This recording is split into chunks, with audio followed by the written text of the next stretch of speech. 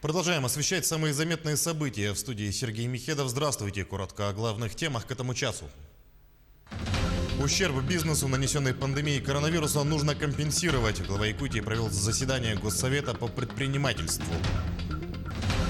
Цель – привить от гриппа и ОРВИ 60% населения республики. На лаборатории по выявлению коронавируса ляжет дополнительная нагрузка. В столице региона минувшей ночью отключали воду повсеместно. Водоканал готовится к отопительному сезону. Ждать ли отключений в будущем?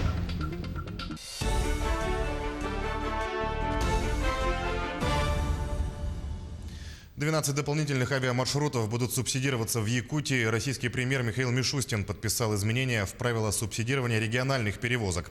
Они предусматривают дополнительные 138 направлений для развития маршрутной сети, осуществляемых на воздушных судах отечественного производства. В настоящее время субсидируются 8 маршрутов в республике. К ним дополнительно добавлены еще 12 направлений, которые будут рассматриваться в первоочередном порядке. В соответствии с правилами полеты должны осуществляться на воздушных судах отечественного производства. Право на получение субсидий предоставляется авиаперевозчикам, заключившим с Росавиацией договор. У нас соответствующий документ имеется, сообщил коммерческий директор авиакомпании «Якутия» Андрей Винокуров. Ущерб предпринимательству, нанесенный пандемией коронавируса, нужно компенсировать. Об этом сегодня сообщил глава региона Эсен Николаев во время заседания Координационного совета в режиме видеоконференц-связи. Были рассмотрены несколько вопросов. Так, представители бизнес-сектора высказали недовольство частыми проверками со стороны контрольно-надзорных органов. Также отмечено, что принятые меры по недопущению распространения COVID-19 соблюдают не все предприниматели, что делит бизнес на плохих и хороших.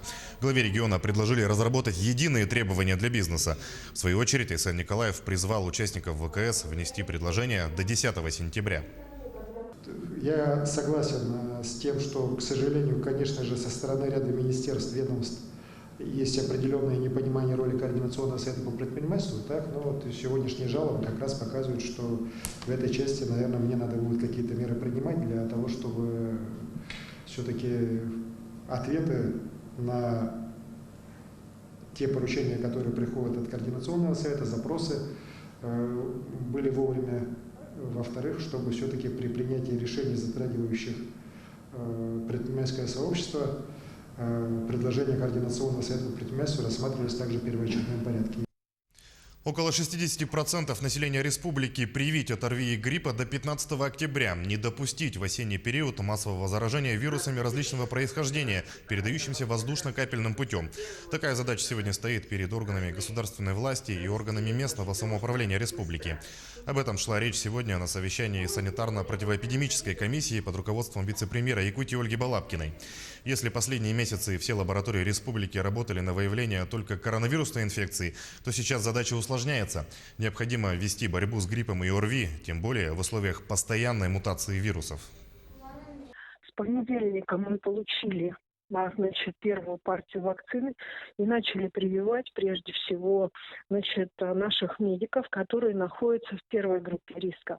С 1 сентября по желанию родителей мы начнем прививать школьников, в том числе во время медицинских недель.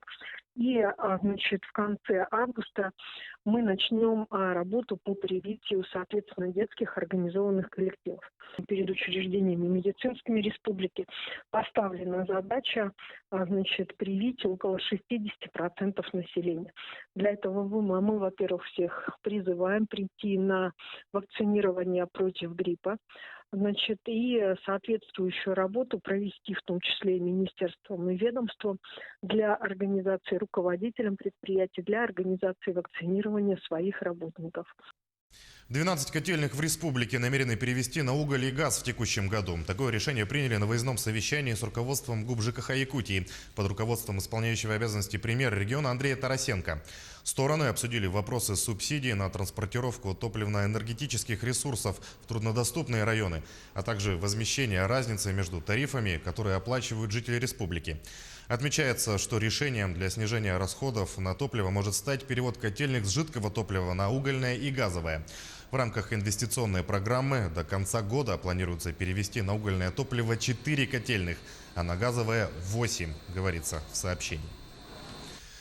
А в столице региона идут работы по подготовке к отопительному сезону. Так, минувшей ночью по всему городу было полностью приостановлено водоснабжение. С чем это связано и будут ли еще массовые отключения воды, расскажет Дмитрий Тымыров. Во вторник в 10 часов вечера в городе Якутске полностью отключили подачу горячего и холодного водоснабжения. Это было связано с заменой задвижки самой главной городской трубы, где стекаются все стоки. Работы велись на главной насосной станции. По плану модернизации у нас в 2003 году были установлены затворы, и в этом году решили поменять.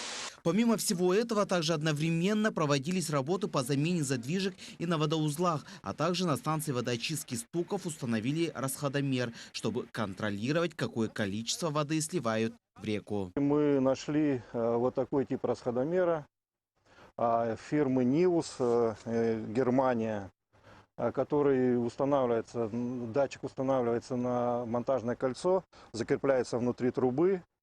Вот период остановки мы ночной хотим это все произвести. Датчик меряет против потока 16 скоростей и измеряет уровень в трубе.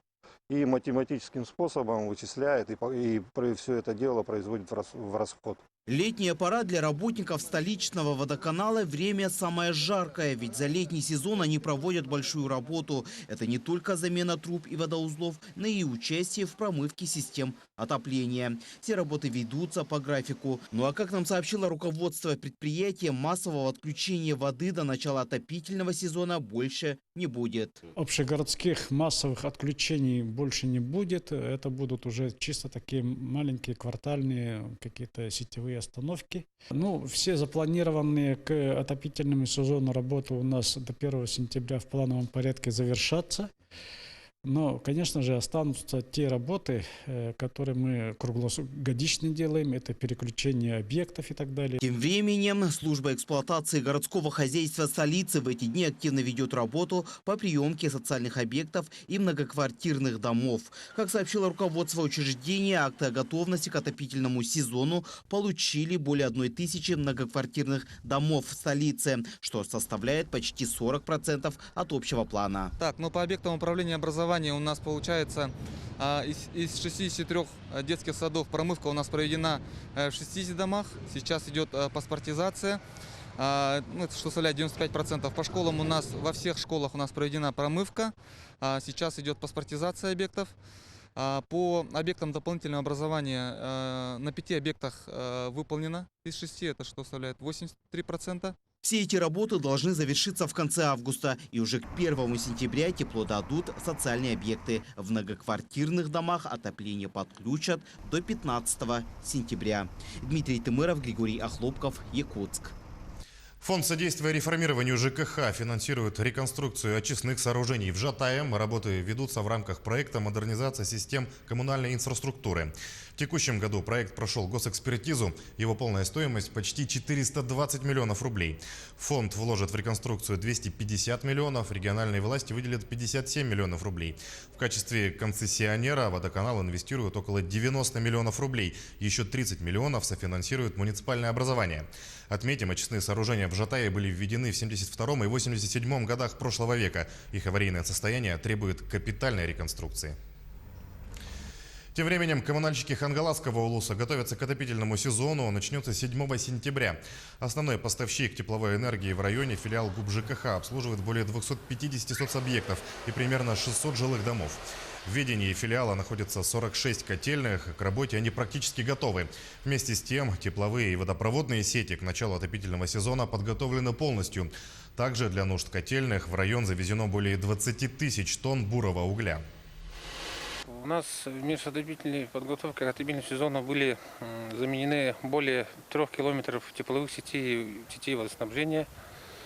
Заменены котлы в селе Катылдюра, горелочное оборудование в Верхних Бестях. Заменены котловое оборудование село Синск, ремонтные работы по квартальной котельной город Покровск. Отопительный сезон начнется 7 числа, 7 сентября. Получается, центральный округ до Тумула 7 числа, а Синска до Исити 9 числа. А в Ленске практически завершили капитальный ремонт дорог. Приведен в порядок участок дороги с твердым покрытием по улице Ленских событий, сообщает пресс-служба администрации города. Заасфальтирована проезжая часть от пересечения с улицы Набережной до улицы Чапаева. Далее запланировано обустройство тротуара вдоль дороги.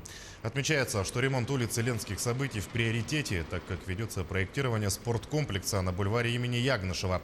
А в планах на следующий год заложить средства на продолжение капремонта, сделав таким образом сквозной проезд до улицы Фурманова.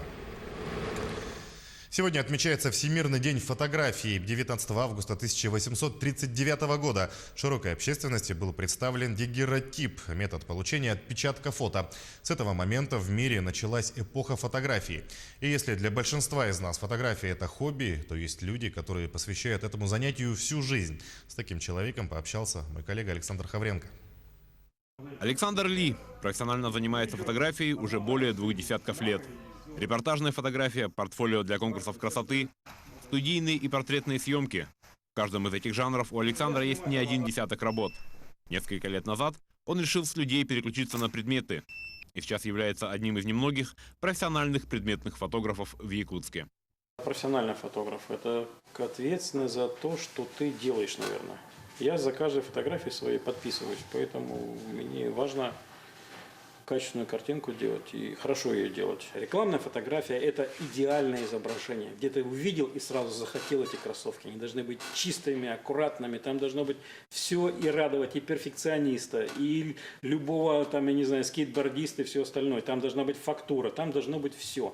Фотография должна быть как конфетка, чтобы ты ее захотел и сразу развернуть, купить. Для того, чтобы стать предметным фотографом, одного фотоаппарата, пусть и самого хорошего, будет мало.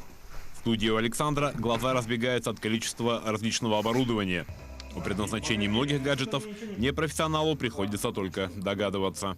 На дешевом китайском или я его сниму как-то на коленях, это уже не пролезет. Если вы хотите хорошую, яркую, красивую, сочную картинку, правильную по цвету, по балансу белого и всего остального, это дорогое, хорошее оборудование. На дешевом оборудовании этого, к сожалению, не сделать. И все зависит очень много от объективов. У меня объективы есть такие, которыми не пользуются обычные люди. Несмотря на то, что предметная фотография является отдельным искусством, иногда фотограф устает от бездушных вещей, и его тянет на работу с людьми. Если у вас интересно, есть идея с портретом, я люблю очень портрет классический, я снимаю портреты, когда мне интересно, я снимаю все бесплатно. Для души я снимаю все. Вы можете придумать все, что угодно. Я там прыгаю на коне, ныряю с акулой. Если это мне интересно, вы мне напишите, я снимаю такие вещи, проекты, все бесплатно, потому что это для души. По словам Александра, в период пандемии предметные фотографы стали особо востребованными. Ведь предметы – идеальные модели, которым не страшны вирусы, и они не нуждаются в самоизоляции. Александр Хавренко, Григорий Охлопков, Якутск. На этом наш выпуск подошел к концу. Всего доброго и до свидания.